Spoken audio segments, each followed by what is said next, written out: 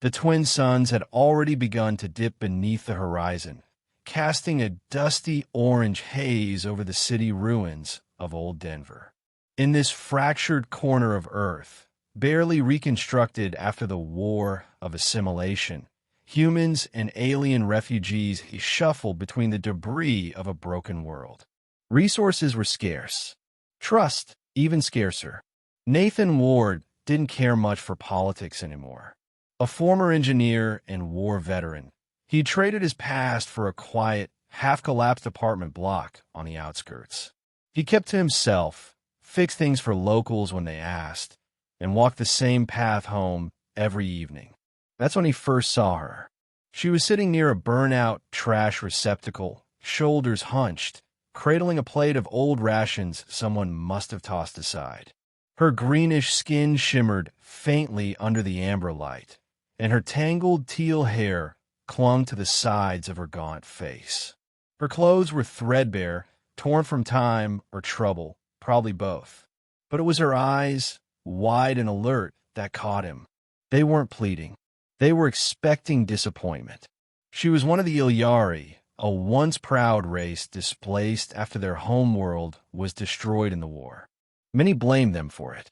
Others ignored them. To Nathan, she just looked tired. He hesitated, then crouched beside her. "You don't belong here," he said softly. She flinched but didn't run. "I belong nowhere," she replied in broken Terran. Nathan glanced at the remains of her meal. "When's the last time you had food that wasn't from a trash pile?" She shrugged, clutching the plate tighter.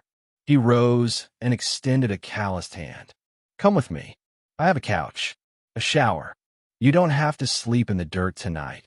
She eyed him with suspicion, like a wild animal gauging a trap. Then, slowly, she placed the plate down and took his hand. The interior of Nathan's apartment was Spartan but clean. The power flickered occasionally, but the water ran and the heat worked. He handed her a towel and some oversized clothes and gestured to bathroom. She emerged an hour later, hair damp, skin scrubbed clean to a subtle turquoise hue. She looked like a different person, still wary, but less defeated. "I'm Nathan," he said, pointing to himself. She paused, then said, "Kayla." They didn't talk much that night. She devoured the soup he made without pause, eyes watching him over the rim of the bowl.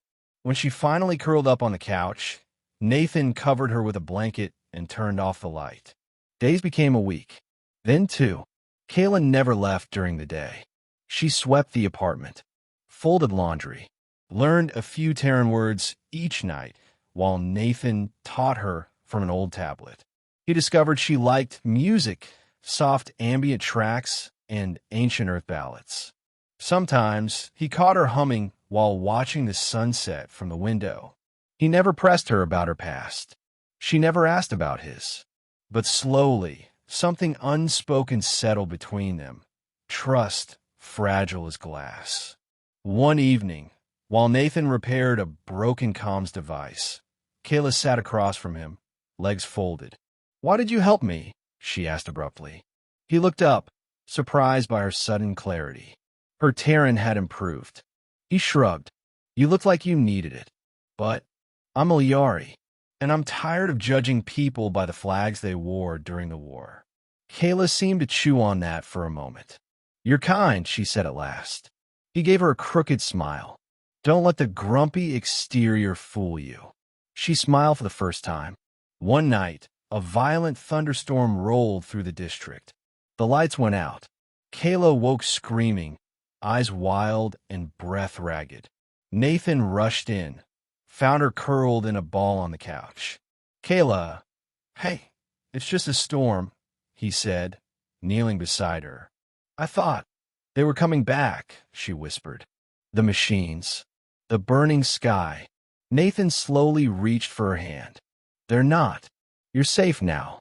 She stared at him, then leaned forward, wrapping her arms around his neck. She trembled against him. He held her until the thunder passed. By the third month, their rhythm had become a quiet melody.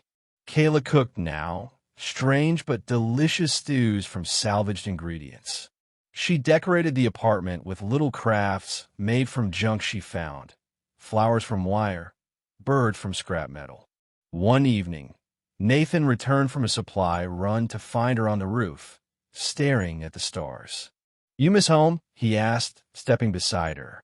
She nodded. "I don't even remember what it smelled like anymore." He looked up at the sky with her. "What did it smell like?" She smiled faintly. "Salt and blossom fruit. Rain and ash.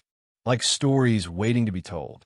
Nathan glanced at her, heart tugging strangely. "You can make a new story here." She turned to him, gaze searching. "With you." He didn't answer. He didn't have to. The silence between them was enough. Then came the night the patrols returned, armed enforcers from the city's central block. They knocked hard, loud. Nathan opened the door halfway, shielding the view behind him. "Report of an unregistered alien harboring in this district," the lead officer said, visor reflecting the dim hallway light. "No one here but me," Nathan replied evenly. The officer shoved past. "We'll see about that." Kayla had already hidden beneath the floor panel Nathan had rigged years ago, just in case. The officers searched, kicked over furniture, checked every room. After a tense 10 minutes, they left with grunts and threats about consequences. Nathan waited until the building was quiet before lifting the panel. Kayla crawled out, eyes wide. You risked everything," she whispered. He nodded. "I won't let them take you." She stared at him, then stepped forward. Without words, she kissed him. It was soft, tentative, like testing warm for the first time. He returned it, arms wrapping around her. The couch wasn't used that night. Weeks passed. They were careful now, taking back alleyways if they left the apartment. Kayla wore a hood when outside, blending in as best she could. But her spirit had changed. She no longer flinched at sudden noises. Her laughter, rare but radiant, was the sound Nathan cherished most. He had built a life alone. Now he couldn't imagine it without her. One evening, she found him at his workbench, fixing a broken drone. "I've been thinking," she said, sitting beside him. He looked up. "About?" She took his hand. "About staying. Not just here, but with you. As your equal, not a guest." Nathan squeezed her fingers. "You've been more than that for a while." She leaned her head against his shoulder. "Then let's stop hiding. Let's live. Really live." He smiled. "Together. Always." The patrols never came again. Rumors said the Central Block had bigger problems to deal with. Others claimed bribes had changed priorities. Nathan didn't care. All that mattered was Kayla beside him each morning, hair tangled, smile sleepy. She planted flowers on the rooftop, alien seeds she traded for in the underground markets. They bloomed in strange shapes and colors, like her. Beautiful, resilient. People in the neighborhood began to notice. Some whispered, some nodded. A few even smiled. And one day, a small Iliari child approached Kayla with wide eyes and a flower of scrap metal in hand. "You're the lady who paints the skies," the girl said. Kayla knelt, accepting the gift with reverence. Nathan watched from the doorway.